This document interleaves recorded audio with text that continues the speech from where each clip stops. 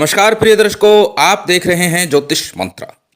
प्रिय दर्शकों, आज एक अत्यंत सिद्ध साबर मंत्र देने जा रहा हूं। यह साबर मंत्र घर में सुख शांति और समृद्धि का कार्य करता है। साथ ही यदि आपके कार्य रुके हुए हैं, बन ही नहीं पा रहे, अनेकों अनेक प्रयास कर लिए हैं, बार बार विघ्न आ रहा है कार्य के अंदर, या फिर शत्रु आपके कार्यों में विघ्न डाल रहा है, किसी भी प्रकार का रुका हुआ कार्य है, घर में छोटी छोटी बातों को लेकर के कलह क्लेश का वातावरण बन जाता है, घर में शांति बिल्कुल भंग हो चुकी है, सुख महसूस ही नहीं हो रहा कि सुख क्या होता है, खाना भी खा रहे हैं तो उसमें भी शांति नहीं है, सुख नहीं है। ऐसी ही परिस्थिति के लिए गुरु गोरखनाथ, गुरु मच्छिंद्रनाथ और श्री हनुमान जी महाराज की त्रिशक्ति का ये मंत्र अत्यंत शीघ्र प्रभावी है। जैसे कि बताया, ये स्वयं सिद्ध है, सिद्ध करने की आवश्यकता नहीं है और बिना सिद्ध किए ही इसे प्रयोग कर सकते हैं। पहले दिन से ही इसका असर आरंभ हो जाता है। जब इस मंत्र का आप प्रयोग आरंभ कर देंगे तो निश्चित ही पहले दिन ही घर में आपको शांति बनी दिखेगी और उसके बाद आपके रुके हुए कार्य पूरे होंगे। शत्रु द्वारा की जा रही किसी भी प्रकार की क्रिया आपके लिए निष्प्रभावी हो जाएगी, इतना मेरा विश्वास है। अत्यंत ही सिद्ध और सरल मंत्र है। छोटा सा ये मंत्र है, परंतु अक्सर मैं बोलता हूँ, चाहे सिद्धि विधान की आवश्यकता हो या ना हो, परंतु किसी सिद्ध योग मुहूर्त में एक बार उसे कम से कम या अधिक से अधिक संख्या में जप लेना ही पर्याप्त होता है, जिससे कि वो मंत्र आपके लिए सदा सर्वदा के लिए कारगर हो जाता है, कार्य सिद्धि में सहायक हो जाता है। प्रिय दर्शकों, वैसे तो मंत्र स्वयं सिद्ध ही है, परंतु यदि सिद्ध कर लिया जाएगा तो उसके बाद संशय नहीं रह जाता कि ये कार्य नहीं करेगा। अक्सर अनेकों लोगों के प्रश्न आते हैं कि हमने इस प्रयोग को किया है, कार्य नहीं बन रहा। प्रिय दर्शकों, इसमें अनेकों अनेक कारण होते हैं। पहले भी मैंने एक वीडियो डाली हुई है कि किस व्यक्ति को कौन से मंत्र का जप करना चाहिए और उसी के अनुसार उसको फल भी प्राप्त होता है। देवी देवताओं की शक्तियाँ अपने आप में अलग है, परंतु फिर भी हर व्यक्ति का औरा मंडल अलग है।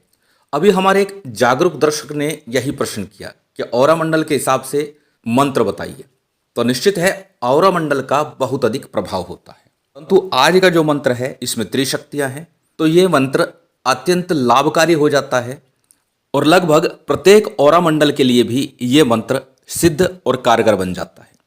मंत्र तो अपने आप में सिद्ध ही है, फिर भी जैसे कि बताता हूं कि एक बार सिद्धि विधान कर लेना चाहिए। अब कितना करना चाहिए? सामग्री की आवश्यकता ना के बराबर है, जितना है ठीक है, नहीं है तो कोई बात नहीं, आप सिर्फ इसका जप करें सिद्धि योग में। अब किस प्रकार करना है? जिस दिन भी सिद्ध योग मुहूर्त हो उस दिन प्रातःकाल, यदि श्रेष्ठ होगा प्रातःकाल सिद्ध योग मुहूर्त होगा तो ही श्रेष्ठ होगा, अन्यथा जिस समय भी सिद्ध योग मुहूर्त चल रहा हो इसको जप कर सकते हैं। प्रातःकाल इसलिए क्योंकि ये मंत्र शांति के लिए है। जब भी घर गृहस्थी की शांति के लिए, कामनाओं की पूर्ति के लिए, या फिर यूँ कहें कि अपने संतोष के लिए कार्य करते हैं तो निश्चित ही प्रातःकाल का समय श्रेष्ठ होता है। शत्रुकृत कार्य के लिए मध्याह्न काल का समय या फिर अर्धरात्रि का समय श्रेष्ठ माना जाता है, जबकि धन लक्ष्मी और व्यापार वृद्धि के लिए संध्या काल का समय श्रेष्ठ माना जाता है। इसीलिए इस मंत्र का यदि प्रातःकाल अनुष्ठान किया जाएगा तो निश्चित ही ये अत्यंत प्रभावी और कारगर हो जाएगा।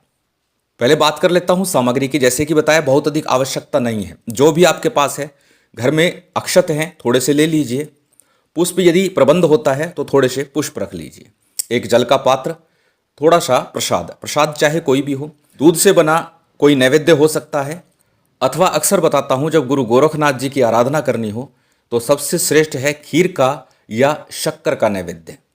दोनों में से जो भी आपके पास है वो रख लीजिए।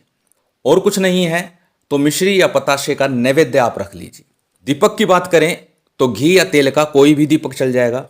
सिर्फ एक दिन का विधान है, 1 घंटे का भी नहीं कह सकते, सिर्फ एक बार इस मंत्र का विधान करना है तो श्रेष्ठ होगा घी का ही दीपक लगा लें, अन्यथा जो आपके पास हो वही लगा लीजिए। अब उसके बाद में सबसे पहले हमेशा की तरह पूर्व मुख होकर के शुद्ध आसन के ऊपर, कंबल का हो या ऊन का हो, उसके ऊपर बैठ जाइए, शुद्धि आचमन कीजिए। शुद्धि आचमन के बाद में सबसे पहले आपको दीपक प्रज्वलित करना है, संकल्प लेना है। संकल्प में अपना नाम, गोत्र इत्यादि आपको बोलना होता है। अनेक बार बता चुका हूं कि दाहिने हाथ में अक्षत, पुष्प, जल इत्यादि लेकर के और फिर संकल्प का उच्चारण किया जाता है। किस कामना हेतु, किस कार्य हेतु आप ये प्रयोग, ये मंत्र जप कर रहे हैं। संकल्प का जल संकल्प के बाद में किसी थाली प्लेट में या गणेश जी पर अर्पित कर दे। तत्पश्चात सबसे पहले गणेश जी का, गुरु का, कुल देव, पितृदेव, स्थान देव, भगवान शंकर, गुरु गोरखनाथ और भैरव जी का सामान्य सा पूजन कर लिए और साथ ही हनुमान जी महाराज का पूजन भी कीजिएगा। इतना सा सामान्य पूजन। और सामान्य पूजन की बात जब मैं करता हूं तो अक्सर बोलता हूं जो भी सामग्री आपके पास उपलब्ध है उसी से आपको पूजन करना है। और पूजन के लिए भी कई बार प्रश्न आता है पूजन किस प्रकार से करें। प्रिय दर्शकों, एक सामान्य सा सूत्र समझ लीजिए, सामान्य सी रीति समझ लीजिए पूजन की। आप प्रातःकाल उठते हैं तो क्या करते हैं? स्नान करते हैं, उसके बाद वस्त्र धारण करते हैं, फिर किसी भी प्रकार का चंदन इत्यादि का आप इत्र लगाते हैं या तिलक लगाते हैं। उसके बाद आप नाश्ता करने बैठते हैं। उसी प्रक्रिया में भगवान का पूजन होता है। सबसे पहले भगवान को स्नान कराया जाता है, उसके बाद वस्त्र अर्थात मौली के रूप में वस्त्र चढ़ा दिया जाता है। वस्त्र के उपरांत में पुष्प और चंदन गंध के रूप में चढ़ा दिया जाता है। उसके बाद में थोड़ा से अक्षत अर्पित किए जाते हैं। तत्पश्चात नैवेद्य के रूप में जो भी आपने पूजन सामग्री के रूप में रखा हुआ है वो अर्पित कर दीजिए। फिर जल आचमन करा दीजिए, क्योंकि आप जब भोजन करेंगे तो जल भी आचमन करेंगे, जल भी पिएंगे, तो जल आचमन करा दीजिए। उसके बाद में लौंग इलायची है, सुपारी है, पान है, फल है, जो भी आपके पास है वो भी अर्पित कर दीजिए। इतना सा पूजन विधान होता है। अब इसमें से जो भी सामग्री आपके पास है वो अर्पित कर दीजिए। और यदि आपके पास सामग्री अधिक नहीं है तो दाहिने हाथ में अक्षत लीजिए और बोलिए सर्वतो भावेन अक्षतम समर्पयामि, अर्थात मेरे पास जो भी है यही है और मैं अपनी सभी कामनाओं और इच्छाओं की पूर्ति के लिए आपको ये अर्पित कर रहा हूँ। इतना सा विधान भी श्रेष्ठ है, यथेष्ट है और पर्याप्त है। जैसे कि अक्सर बताता हूँ, सबसे पहले एक माला गणेश मंत्र की और एक माला गुरु मंत्र की, और उसके बाद में आज का जो मूल मंत्र है उसकी सिद्धि विधान के तौर पर कम से कम 3 माला कर लीजिए। अधिकस्य अधिकम फलम, ये बात भी अक्सर मैं बोलता हूँ।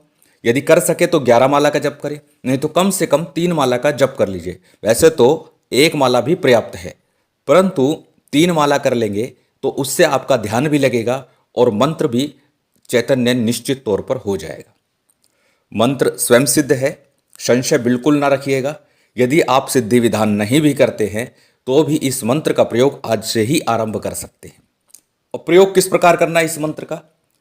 प्रातः या संध्या समय आप पूजन करते होंगे, नहीं करते हैं तो भी अपने पूजा कक्ष में जो भी आपने बना रखा है पूजा घर, वहाँ पर बैठ जाइए, खड़े हो जाइए और 21 बार इस मंत्र का उच्चारण कीजिए, इस मंत्र का पाठ कीजिए। पाठ के दौरान 5 अगरबत्ती लेकर के, अगरबत्ती गुलाब की हो, चंदन की हो, श्रेष्ठ है, 5 अगरबत्ती प्रज्वलित कर लीजिएगा और उसके बाद 21 बार इस मंत्र का उच्चारण कीजिएगा।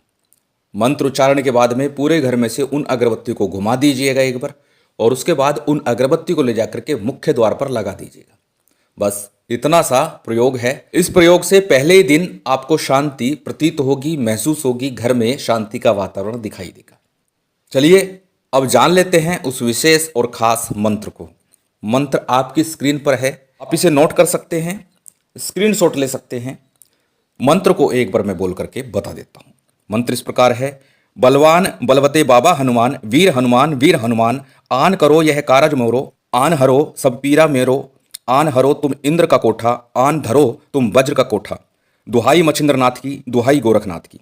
बलवान बलवते बाबा हनुमान, वीर हनुमान, आन करो यह काज मोरो, आन हरो सब पीरा मेरो, आन हरो तुम इंद्र का कोठा, आन धरो तुम वज्र का कोठा। दुहाई मछिंद्रनाथ की, दुहाई गोरखनाथ की। ये मंत्र है और इसी मंत्र का प्रयोग आपको करना है। उम्मीद करता हूँ आज की ये जानकारी, ये वीडियो आपको अच्छी लगी होगी। यदि अच्छी लगी हो तो कृपया लाइक कीजिएगा, शेयर कीजिएगा।